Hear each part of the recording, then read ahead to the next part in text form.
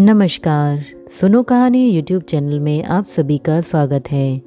आज की कहानी का नाम है जरा जवाब दो।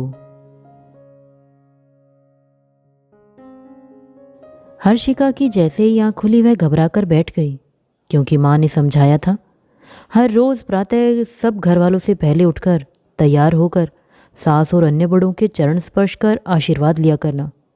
पर वह तो पहले दिन ही चूक गई। वह भी क्या करती, देर रात तक करवटें लेती रही थी। फिर न जाने कब आंख लगी थी। आंख मलते हुए हर्षिका ने बिस्तर की तरफ देखा तो पाया कि पति उठकर जा चुके हैं। फिर फटाफट तैयार होकर जैसे ही हर्षिका सास के कमरे में प्रवेश करने लगी, सास और पति के स्वर सुनकर ठिठक गई। चर्चा का विषय वही थी। सास बेटे से कह रही थी, मनु, बहू में ऐसी क्या बुराई है जो इतना शुभ हो रहा है? फिर मैंने तो तुमसे कहा भी था कि लड़की देखा, पर तू ही नहीं गया था। मैं क्या जानता था कि तुम्हारी पसंद ऐसी है। मेरे सब मित्र हमें डिनर पर बुला रहे हैं, अब मैं उन्हें क्या उत्तर दूं? सभी जानते हैं कि मेरी पसंद क्या थी। भैया, सांवला रंग होना कोई इतनी बड़ी कमी नहीं है कि तुम्हें लज्जित होना पड़े। असल में इस समय तुम भाभी की तुलना श्वेता से कर रहे हो। अच्छा यह होगा कि तुम रूप की जगह दोनों के गुणों की तुलना करो। यह ननंद अनुराधा का स्वर था। तू चुप रहे अनु। उपमन्यु का स्वर क्रोध से भरा था। हाँ अनु, तू बीच में न बोला कर। माँ ने बेटे को शांत करने के उद्देश्य से बेटी को डांटा। फिर बेटे को समझाने का प्रयास करते हुए बोली, मनु, तू तो जानता ही है कि बहू पर यह परिवार कितना निर्भर करेगा। इसलिए बहू चुनने में मैंने उसके पारिवारिक परिवेश और स्वभाव को प्राथमिकता दी। तेरे चाचा और बहू के पिता घनिष्ठ मित्र हैं। तेरी चाची हर्षिका के गुणों और स्वभाव की प्रशंसा करते नहीं थकती थी, इसलिए मैंने उसे पसंद किया। बेटा, रंग रूप सदा नहीं रहता। अंततः गृहिणी के सद्गुणों और अच्छे स्वभाव से उसकी पहचान होती है। रंग उसका सांवला है, परंतु नए नक्श तो बहुत अच्छे हैं, खासकर आंखें तो बहुत ही लुभावनी हैं। खैर माँ, मैंने तो आपकी जिद पूरी कर दी। जिससे आपने कहा मैंने विवाह कर लिया। अब इससे अधिक मुझसे कुछ आशा न करना। और वह पैर पटकते हुए चला गया। उपमन्यु के जाने की आवाज़ सुनकर हर्षिका दबे पांव अपने कमरे में लौट आई।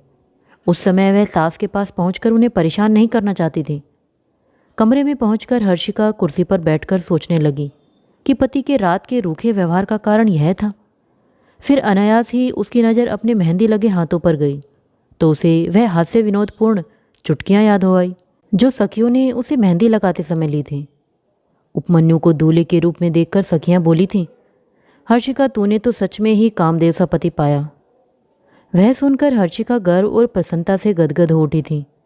पर वह तब यह कहाँ जानती थी कि उसका पति प्रथम रात्रि को ही यह कहकर कि वह थका हुआ है, दूसरी ओर करवट लेकर सो जाएगा। न ही वह उस समय यह समझ पाई थी कि कामदेव से पति को रति जैसी ही पत्नी चाहिए। अब जब हर्षिका परिस्थिति जान गई तो यही निश्चय करने का प्रयत्न कर रही थी कि भविष्य में पति के प्रति उसका व्यवहार कैसा रहे। न तो वह चाहती थी कि पति को यह ज्ञात हो कि उसने उनके व सास के वार्तालाप को सुन लिया है, और न ही वह पति से नई नवेली दुल्हन की तरह व्यवहार कर उन्हें परेशान और खुद को अपमानित करना चाहती थी। हर्षिका ने यह भी सोचा कि जब पति ही उसे स्वीकार नहीं कर रहा है तो ससुराल में रहने का क्या औचित्य है, क्यों न वह पिता के घर लौट जाए। फिर अगले ही क्षण उसने यह विचार मन से निकाल दिया, यह सोचकर कि यदि उसके माता पिता को दामाद की मनोदशा का पता चल गया तो उन्हें कितना आघात लगेगा। हर्षिका की आंखों के समक्ष माता पिता की उस समय की छवि घूम गई जब पड़ोस की श्यामा आंटी ने आकर बताया था कि उनकी जेठानी को हर्षिका बहुत पसंद आई है और शीघ्र ही गोद भराई की रस्म पूरी करने आने वाली है। यह जानकर माता पिता बहुत प्रसन्न हो उठे थे। वे कुछ समय के लिए यह भूल गए थे कि बेटी के विवाह का मतलब है उसकी विदाई, उससे विछो। हर्षिका की आंखों से आंसू बह चले।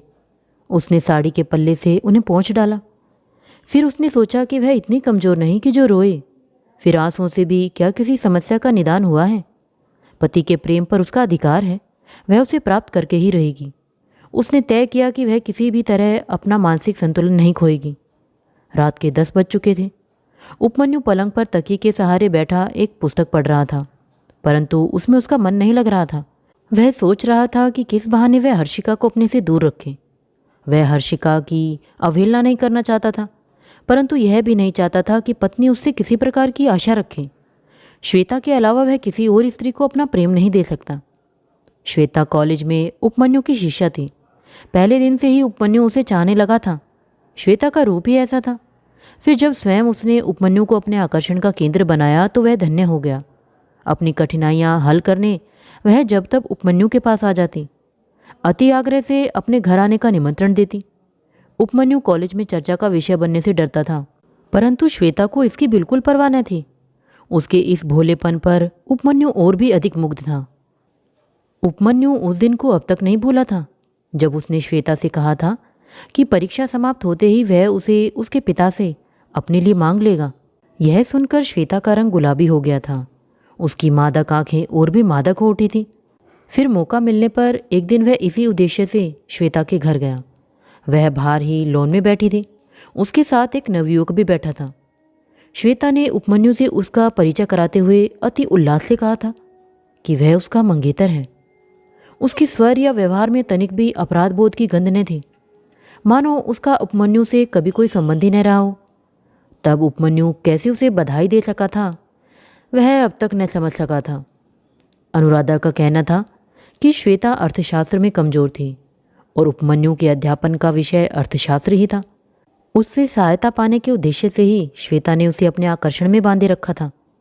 उपमन्यु का भावुक और सौंदर्य प्रेमी मन यह तर्क नहीं मानना चाहता था कि श्वेता जैसी रूपसी इतनी स्वार्थी भी हो सकती है। जो भी हो, यह अनुभव उपमन्यु के लिए बहुत ही कटु और लज्जाजनक था। तब उसने यह तय किया था कि वह आजन्म विवाह नहीं करेगा, परंतु माँ की जिद के आगे उसे झुकना पड़ा। यदि उसकी पत्नी श्वेता जैसी सुंदर होती तो शायद वह उसे भूलने की कोशिश करता। कमरे का दरवाजा खुला तो उपमन्यु की आंखें उस ओर उठ गई। हर्षिका थी। आंखें मिलते ही हर्षिका मुस्कुरा दी। उपमन्यु प्रत्युत्तर में यह सोचकर मुस्कुराते मुस्कुराते रुक गया कि कहीं पत्नी इससे कुछ अन्य अर्थ न लगा ले। हर्षिका के हाथ में दूध का गिलास था। वह उसने पति के पास मेज पर रख दिया और फिर मुस्कुराकर बोली, लगता है बहुत दिलचस्प उपन्यास पढ़ रहे हैं। अच्छे उपन्यास में यही बुराई होती है कि उसे बीच में छोड़ने को मन नहीं करता। खैर, आप सोने से पहले दूध जरूर पी लीजिएगा, भूलिएगा नहीं। और वह कपड़े बदलकर पलंग पर लेट गई।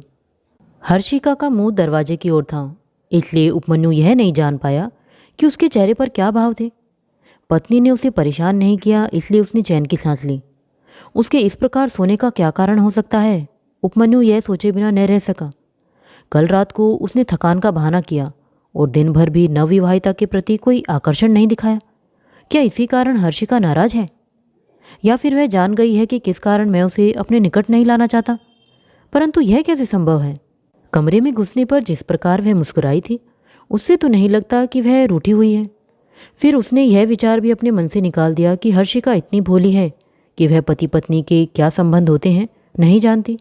अवश्य ही उसकी पति के प्रति कुछ अपेक्षाएं होंगी। जब उपमन्यु अपने विचारों के दलदल से नहीं निकल सका तो झुंझलाकर उसने पुस्तक एक ओर रख दी और सोने की कोशिश करने लगा। सुबह उसकी आंख देर से खुली। अभी वह करवटें बदलकर उठने का उपक्रम कर ही रहा था कि हर्षिका एक हाथ में चाय का प्याला और दूसरे में उस दिन का समाचार पत्र थामे आ गई। चेहरे पर मुस्कान थी, मानो कामना कर रही हो कि नया दिन पति पर इसी प्रकार मुस्कुराता रहे। समाचार पत्र उपमन्यु के बड़े हुए हाथ में देते हुए उसने उसके समाचारों पर अपनी ओर से 2-3 टिप्पणियां भी दे डाली। बड़े बड़े राजनीतिज्ञों की नीतियों पर हर्षिका के हल्के फुल्के कटाक्ष सुनकर उपमन्यु हंसे बिना न रह सका। फिर हर्षिका के मुख की ओर देखा। उसे आश्चर्य हुआ कि अब तक पत्नी के लावण्य की ओर उसका ध्यान क्यों नहीं गया। परीक्षाएं आरंभ हो चुकी थी। उपमन्यु की मेज पर परीक्षार्थियों की कॉपियों का ढेर दिन पर दिन बढ़ता जा रहा था। एक दिन हर्षिका किसी कार्यवश कमरे में आई तो देखा कि उपमन्यु कॉपियों पर निगाहें गड़ाए था। माथे पर ढेर से बल थे और मुख पर खिंता साफ झलक रही थी। हर्षिका हंसकर बोली, बस बस अब कॉपियों से नज़र हटा लीजिए, नहीं तो वे जलकर भस्म हो जाएंगी। उपमन्यु ने चौंक कर उसकी ओर देखा। बोला, तुम ही बताओ, इतने कम समय में इतनी सारी कॉपियां जांचनी हैं, परिणाम तैयार करना कैसे करूं? अरे, आप इतनी जल्दी भूल गए? फेरों में मैंने आपको वचन दिया था कि आपके हर कार्य में सहयोग दूंगी। उसी वचन का आप लाभ उठाएं और जो काम मेरे योग्य हैं मुझसे कराएं। उपमन्यु ने कृतज्ञता भरी नजरों से पत्नी की ओर देखा। हर्षिका बोली, यह हुई ना बात। अब मैं आपके लिए ठंडा नींबू पानी लाती हूँ ताकि क्रोधाग्नि शांत हो जाए। और फिर हंसती हुई कमरे से चली गई। उपमन्यु उसकी पीठ की ओर देखता ही रह गया। सोचने लगा कि माँ ठीक ही तो कहती है, हर्षिका हंसती है तो कितनी प्यारी लगती है। पति की ही नहीं, परिवार के सभी सदस्यों की ओर हर्षिका का ध्यान रहता। माँ के ज़्यादातर कार्य हर्षिका ने अपने कंधों पर ले लिए। अनुराधा के लिए हर्षिका भाभी कम सखी अधिक थी। सास और ननंद दोनों के ही स्नेह की पात्र थी हर्षिका। दोनों ही पूरी तरह से उस पर निर्भर होती जा रही थी। यही कारण था कि जब हर्षिका के पिता का बेटी को बुलाने के लिए पत्र आया तो दोनों ही विचलित हो उठे। पत्र उपमन्यु ने ही खोला था। उसे हाथ में लिए जब वह माँ के कमरे में पहुंचा तो वहाँ हर्षिका और अनुराधा के बीच कुछ नोकझोंक चल रही थी। हर्षिका अनुराधा को उसके होने वाले पति को लेकर छेड़ रही थी और अनुराधा नाराज होने का नाटक कर माँ को पुकार रही थी। तभी अनुराधा की उपमन्यु पर नजर गई तो बोली, भैया यह हाथ में किसका पत्र है? हर्षिका के डैडी का है। उन्होंने माँ से अनुरोध किया है कि वह कुछ दिनों के लिए हर्षिका को उनके पास भेज दे। हर्षिका की माँ उसको बहुत याद करती है। यह सुनकर अनुराधा का मुंह उतर गया। एकाएक सारे कमरे का वातावरण बदल गया। उधर माता पिता की याद से हर्षिका की आंखों में आंसू आ गए। अनुराधा भाभी के गले से लिपट गई, बोली, भाभी आप न जाओ, आपके बिना मेरा तो मन बिल्कुल नहीं लगेगा। हर्षिका ने स्नेह से ननंद को अपने गले से लगा लिया, बोली, अनु तुम भी मेरे साथ चलो न, मम्मी पापा तुमसे मिलकर बहुत खुश होंगे। अनमना सा उपमन्यु कुछ देर खड़ा रहा, फिर माँ के हाथ में पत्र देकर कमरे से बाहर आ गया। हर्षिका के जाने के बाद सारे घर में एक सन्नाटा सा पसर गया। केवल एक प्राणी के जाने से घर इतना सूना लग सकता है, उपमन्यु नहीं जानता था। कभी उसे भ्रम होता था कि पास के कमरे में हर्षिका के हंसने की आवाज़ आ रही है। पढ़ते लिखते बार बार उसकी नज़र दरवाजे की ओर उठ जाती। लगता हर्षिका कमरे में आ रही है। पत्नी द्वारा उसकी सुख सुविधा के लिए किए गए छोटे छोटे काम याद आकर उसका हृदय उद्वेलित कर जाते। कभी वह सोचता कि क्या हर्षिता भी उसके बारे में इतना ही सोचती होगी। इस विचार के आते ही उसका मन गलानी से भर उठता कि वह क्यों याद करेगी उसे। इतने दिन तक वह यहाँ रही तो 2 शब्द भी मैंने उससे प्रेम से नहीं बोले।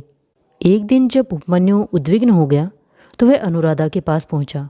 अनुराधा उस समय हाथ में पेन और लिफाफा लिए किसी सोच में डूबी बैठी थी। क्यों अनु, किसे तू इतना सोच समझ कर पत्र लिख रही है? उपमन्यु ने पूछा। अनुराधा मुस्कुरा दी, बोली, भाभी का पत्र आया था, उसी का उत्तर लिख रही हूँ। हर्षिका ने ऐसा क्या लिखा है जो उत्तर देने के लिए तुम्हें इतना सोचना पड़ रहा है?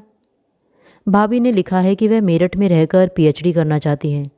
मेरी राय और माँ की आज्ञा मांगी है। मेरी समझ में नहीं आ रहा कि मैं क्या राय दूँ। क्या तू और माँ हर्षिका के बिना रह सकेंगी? नहीं, परंतु अपने स्वार्थ के लिए हम भाभी की इच्छाओं का दमन भी तो नहीं कर सकते।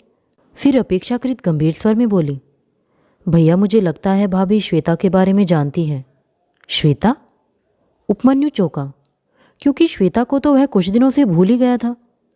पूछा, यह विचार तेरे मन में कैसे आया? क्या हर्षिका ने कुछ पत्र में लिखा है? नहीं, परंतु यहाँ थी तब कभी कभी मुझे उनकी बातों से आभास होता था कि वह जानती है कि तुम्हारा मन कहीं और बंधा है। नहीं अनुराधा, तुझे वहम है।